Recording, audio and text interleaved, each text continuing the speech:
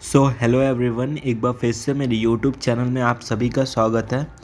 आज बात करने वाले एक इम्पॉर्टेंट टॉपिक जिसका नाम है इवोपरेशन, जो कि बी फॉर्म थर्ड सेमेस्टर के फार्मास्यूटिकल इंजीनियरिंग से लिया गया हुआ है। इसके बारे में बात करेंगे। इसमें जो मोस्ट इम्पॉर्टेंट क्वेश्चन आता है वो ट्रिपल इफेक्ट इवोपरेटर या मल्टीपल इफेक्ट इवोपरेटर से लॉन्ग में क्वेश्चंस आते हैं। एंड शॉर्ट की अगर बात करें तो इवोपरेशन के टाइप या स्टीम कैटल या पैन कोटेड कैटल के बारे में पूछा जाता है। इसके बारे में बात कर लेते हैं कि जैसा कि यहाँ पे लिखा हुआ है इसका इंट्रोडक्शन।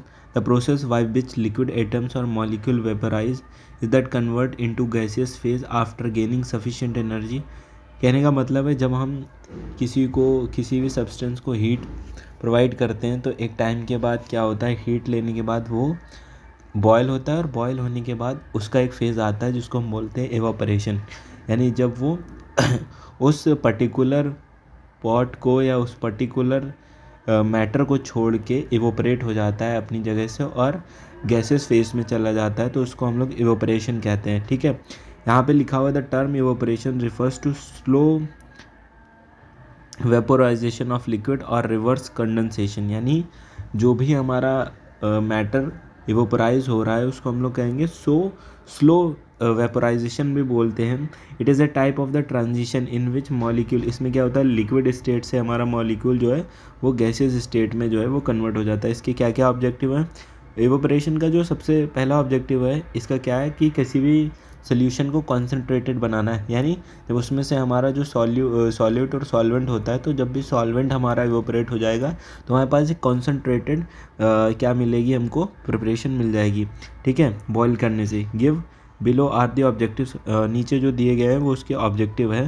तो सबसे पहला जो ऑब्जेक्टिव है यहाँ पे वो क्या है, इट रिड्यूसेस द बल्क, यानी जो ज़्यादा मात्रा में क्वांटिटी है हमारे पास उसके बल्क को घटा के जो मेन चीज़ है, यानी जो मेन कॉन्स्टिटेंट है वो हमको मिल जाएगा। यानी जो अदर फ्लूइड्स हैं उनको इवेपोराइज कर देगा और मेन और कॉन्सेंट्रेटेड मात्रा में जो हमको चीज़ें चाहिए वो हमको मिल जाएंगी। ठीक है, दूसरा है it efficiently removes large amount of the moisture before good material इंटर्स। ठीक है, इसमें क्या करते हैं, जो डिहाइड्रेशन करते हैं यानी वाटर को वहाँ से इवेपोरेट कर देते हैं या गुड मटेरियल हमको मिलता है। कैसे मिलता है, मॉइस्चर जो होता है उसको हम लोग इवेपोराइज करा देते हैं। ठीक है, डिहाइड्रेशन प्रोसेस है। जैसा लिखा है मैन्युफैक्चरिंग मिल्क पाउडर है, मिल्क पाउडर है। मिल्क पाउडर में क्या करते हैं, मिल्क जो है उससे हम लोग जो वाटर उसमें मिला हुआ है उसको हम लोग इवेपोराइज करा देते हैं तो मिल्क का पाउडर मिल जाता है। फिर उस मिल्क पाउडर को हम लोग फर्दर अपनी यूज़ जब करते हैं तो उसमें से दोबारा से वाटर को मिला के फिर उसको यूज़ कर सकते हैं। ठीक है, पहला प्रोसेस यही है यहाँ पे। तो इसके बाद हम बात करते हैं अपना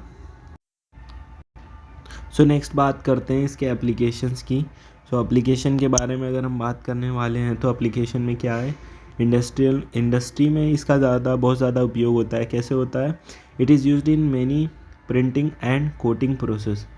प्रिंटिंग एंड कोटिंग प्रोसेस में यूज है for recovery of the salts from the solution. यानी आपके पास कोई सोल्यूशन है भाई, आपको उस सोल्यूशन से जो मेन कॉन्स्टिटेंट चाहिए, यानी आपके पास कोई भी कॉन्स्टिटेंट है और उसके अंदर सोल्यूशन जो है वो ज़्यादा मात्रा में, तो आप क्या करेंगे, सोल्यूशन को वहाँ से इवेपोराइज करा देंगे। तो जो मेन चीज़ बचेगी वो क्या बचेगी, आपके पास सॉलिड या कॉन्सेंट्रेटेड चीज़ बचेगी। तो इसी को हम लोग इवेपोरेशन बोलते हैं। दूसरा नंबर है in herbal industry, it is use for preparing herbal extract. Herbal industry का मतलब है फार्माकोग्नोसी में जो भी हम लोग एक्सट्रैक्शन के प्रोसीजर्स को परफॉर्म करते हैं उसमें हम लोग क्या करते हैं, हर्बल इंडस्ट्री में it is use for preparing the herbal extracts. फिर थर्ड पॉइंट जो है उसमें लिखा है pharmaceutically it is use in API industry for various synthetic processes. ठीक है, फार्मास्यूटिकली क्या करते हैं, बहुत सारे एपीआई को निकालने के लिए हम लोग इस प्रोसेस को यूज़ कर सकते हैं। भाई एपीआई का क्या मतलब, जो मेन कॉन्स्टिट्यूएंट है वो हमारा बच जाए, एक्टिव फार्मास्यूटिकल इंग्रेडिएंट, और जो इवोपरेशन के जो अदर सॉल्वेंट्स हैं उनको हम लोग वहाँ से इवोपरेट कर दें। नेक्स्ट पॉइंट है in pharmaceutical industry it is use for the removing excessive moisture को हटाने के लिए, फॉर स्टेबलाइजिंग एंजाइम को बनाने के लिए, it is use for the concentrating, वही बात लिखी है बार बार, कंसनट्रेटिंग लिक्विड सॉल्वेंट्स को हटाने के लिए, मेन एपीआई को प्राप्त करने के लिए, फॉर ड्राइंग प्रोडक्ट को ड्राई करने के लिए, भाई इवोपरेट करा देंगे, जो प्रोडक्ट बचेगा वो ड्राई बचेगा। ठीक है, it is use for the recovering expensive solvent, इसमें क्या है, जिससे क्या हुआ है, सॉल्वेंट मिला है किसी में, हमने सॉल्वेंट डाला है किसी चीज़ को निकालने के लिए। अब हम क्या करेंगे, उस सॉल्वेंट को हम नहीं चाहते कि वो हमारा एवोपराइज हो जाए, तो हम क्या करेंगे, एवोपराइज कराएंगे, लेकिन उसको कहीं दूसरी जगह पे कंडेंस कर लेंगे या उसको डिस्टिल्ड करके उसको यूज़ कर लेंगे। तो जो हमारे महंगे जो सॉल्वेंट होते हैं उनको हम लोग रीयूज़ कर सकते हैं। ठीक है, उसके बाद अब हम लोग ऐसे फैक्टर्स देखने वाले हैं यहाँ पे, फैक्टर्स अफेक्टिंग द इवोपरेशन। ऐसे कौन कौन से फैक्टर्स हैं जो कि हमारे इवोपरेशन को क्या करते हैं, अफेक्ट करते हैं। ठीक है, तो पहला है surface area, being a surface phenomena. देखो जितना ज़्यादा सरफेस एरिया बड़ा होगा उतना ही ज़्यादा वहाँ से इवोपरेशन होगा, सिंपल बात ये है। अब इसके अंदर बात पढ़ लेते हैं। Being a surface phenomena the evaporation rate increases with the increase in the surface area. वही बात लिखी हुई कि सरफेस एरिया जितना बढ़ेगा उतना ही आपका इवोपरेशन का प्रोसेस जो है वो ज़्यादा होगा। जैसे कि wet clothes dry faster on spreading them out. Wet cloth जो होते हैं उनको हम लोग जितने सरफेस एरिया को एक्सपोज करते हैं बाहर की तरफ उतना ही जल्दी उनको क्या मिलता है, एवोपरेशन हो जाता है। उसके बाद नेक्स्ट जो प्रोसीजर है यहाँ पे उसको हम लोग बोलते हैं टेम्परेचर। ठीक है, sir the evaporation rate increases with the increase in the temperature. भाई जितना ज़्यादा टेम्परेचर दोगे उतनी जल्दी इवोपरेशन हो जाएगा। ठीक है, सीधी बात है ना, कि इवोपरेशन का मतलब क्या है, जितना ज़्यादा आप टेम्परेचर दे रहे हैं उतना ही ज़्यादा जो है वो वहाँ से इवोपरेट आउट हो रहा है।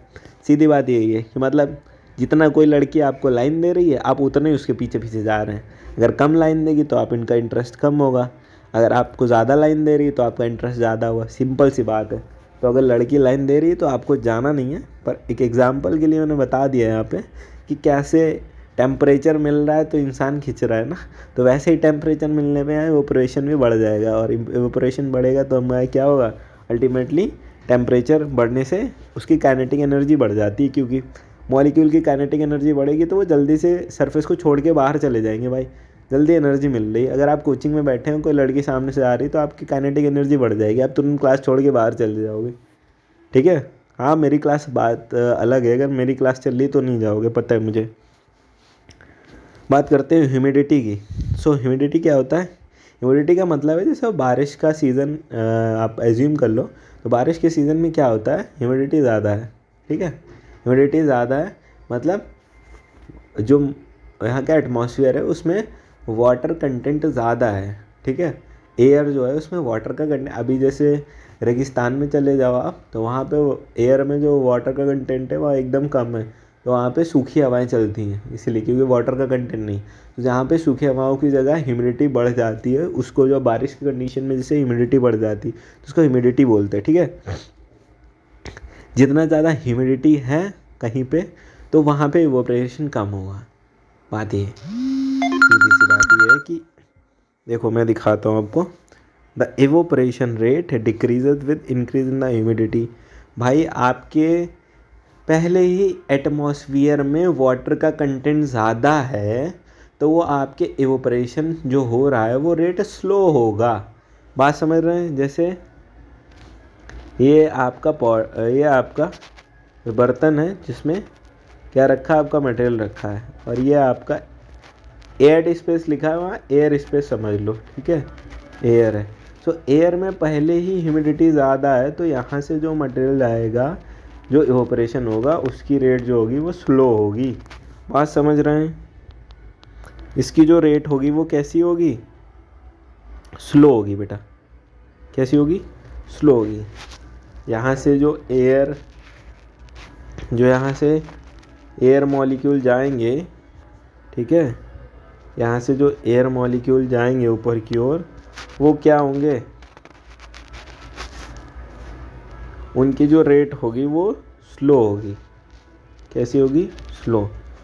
लेकिन अगर वहीं जो एयर वहीं उसके अगेंस्ट में अगर जो यहाँ पे एयर पार्टिकल्स हैं उनके अंदर ह्यूमिडिटी जो है, ह्यूमिडिटी बोले तो H, वो कम है, ह्यूमिडिटी कम है, तो यहाँ से उसके बाद जो पार्टिकल जाएंगे, इसके बाद जो पार्टिकल जाएंगे यहाँ से, ये ग्रीन वाले, ये ह्यूमिडिटी जो है वो कम होने पे, जब कम ह्यूमिडिटी होगी तो यहाँ से ज़्यादा पार्टिकल जाएंगे। तो वही बात लिखा है कि the evaporation rate decreases with water vapour present. अगर वाटर वेपर पहले से ही प्रेजेंट है तो आपका जो इवेपोरेशन है वो स्लो होगा, अगर वाटर वेपर पहले से प्रेजेंट नहीं है तो आपका इवेपोरेशन जो है वो फास्ट होगा। Speed of the wind, the evaporation rate increases with the increase in the wind's speed as the water vapour particles moves away. जैसे कि वही बात है, ह्यूमिडिटी से रिलेटेड है थोड़ा सा। अगर जो वाइंड है मतलब हवा जो वहाँ चल रही है अगर बहुत ज़्यादा है तो क्या होगा, जैसे ही वो इवेपोरेट होकर ऊपर पहुँचा तो वहाँ से सेपरेट आउट हो गया। वो यहाँ से जैसे ही यहाँ से निकला तो यहाँ से उसको एयर लेके जो है आगे चली गई, जैसे ही यहाँ से निकला तो एयर उसको लेके आगे चली गई, नेक्स्ट पार्टिकल के पास चली गई सॉरी।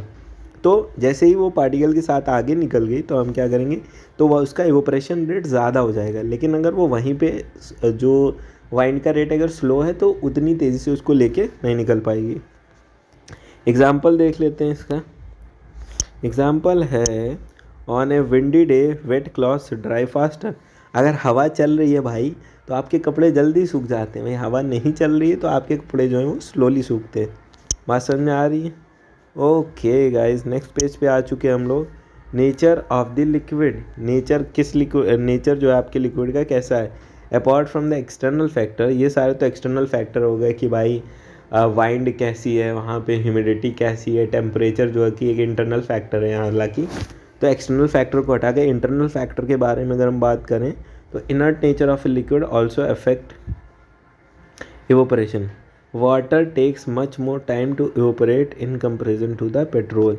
अब जैसे भाई वाटर जो है वो जो है उसका इवेपोरेशन जो होगा लेकिन देर से होगा, वहीं पेट्रोल देखिए क्योंकि वोलाटाइल इन नेचर है तो वोलाटिलिटी की वजह से पेट्रोल क्या होगा, जल्दी से वोलाटाइल होके इवेपोरेट हो जाएगा। फिर अब हम बात करते हैं दो टर्म, एक होगा इवेपोरेशन और दूसरा हो गया आपका डिस्टिलेशन। Evaporation and distillation.